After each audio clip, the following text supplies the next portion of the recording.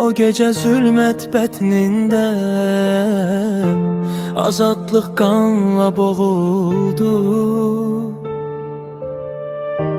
20 yanvar adında bir ölü kabus doldu.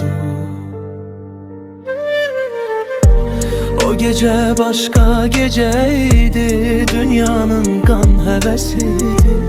Neçe günahsız körpenin evinde son nefesiydi. O gece Bakı hastaydı, bu dertten bir de koca oldu. Ananı nalesi Tanrı'ya gider ucaldı. Bir gecede azatlığın hakkın mezarı kazıldı. 20 yanvar tarihi torpağa kanla yazıldı. Kalbimizde yaşadık, unutmuruq həmin anı. Azərbaycan azad oldu, batmadı şehitlerin kanı.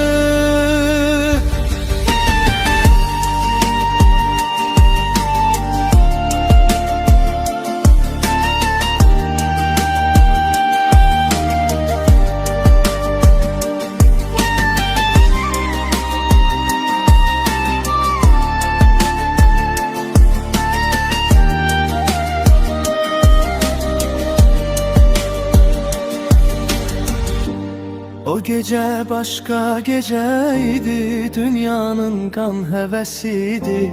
Neçe günahsız körpenin evinde son nefesiydi.